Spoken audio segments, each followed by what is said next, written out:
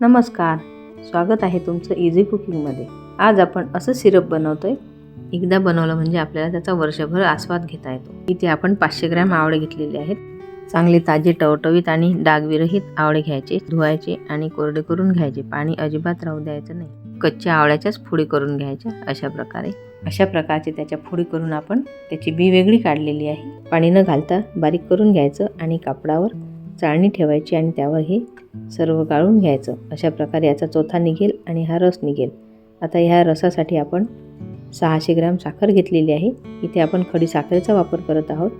आता आपल्याला हा ज्यूस कमी दिसतो, परंतु साखरेचे प्रमाण जरा जास्तच पाहिजे, कारण आवळा जरा तुरट आणि आंबट असतो आणि त्यापासून आपण सिरप बनवतोय। त्यामुळे आपण फक्त 100 ग्रॅम खडी साखर शिल्लक घेतलेली आहे। गाळून झाल्यानंतर आपल्याला हा चोथा मिळतो। त्यापासून आपण मुखवास किंवा मग आवळा पावडर बनवू शकतो। इथे मी मुखवास बनवलेला आहे। त्यामध्ये भाजलेल्या ओव्याची पावडर आणि काळं मीठ घातलेलं आणि सुकवायला ठेवलेलं आहे। हे सुकवून तयार झालेलं आहे। अतिशय स्वादिष्ट लागणारा असा मुखवास सुद्धा आपल्याला यापासून मिळतो।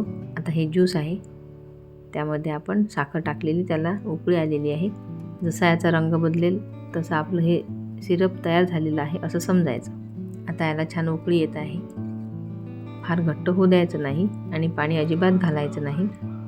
आता हे तयार झाल्यानंतर याचा रंग छान लालसर होतो आणि गार झाल्यानंतर यामध्ये आपल्याला लिंबाचा रस घालायचा आहे। त्यामुळे त्याची साखर तयार होणार नाही आणि टिकायला सुद्धा मदत होईल आणि शिवाय सरबत सुद्धा खूप स्वादिष्ट लागते। वेळेवर यामध्ये लिंबाचा रस सुद्धा घालायचं काम नाही। यामध्ये तुम्ही काळी मिरी पावडर किंवा भाजलेल्या जिऱ्याची पावडर किंवा थोडी दालचिनीचा तुकडा आणि काळं मीठ असं स्वाद तुम्ही करू शकता, परंतु मी आज इथे प्लेनच ठेवलेलं आहे।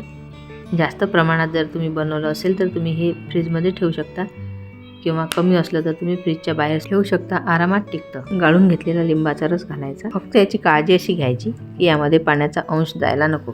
आवळा, लिंबू किंवा आंबे यापासून कुठलाही पदार्थ टिकवण्यासाठी डाग नसलेले छान धुवून पुसून कोरडे करून घ्या, म्हणजे खराब होणार नाही। याचा घट्टपणा बघा, अशा प्रकारचं बनवायचं।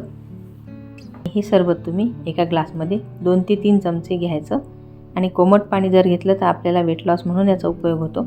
सरबत म्हणून जर घेतलं तर तुम्ही गार पाणी सुद्धा घालू शकता। वेट लॉससाठी तुम्ही उपाशीपोटी हा सिरप जरूर घ्या। अशा प्रकारे बरेच दिवस टिकणारं आपलं आवळा सिरप तयार झालेलं आहे। आवडल्यास लाईक करायला विसरू नका। रेसिपी बघितल्याबद्दल धन्यवाद।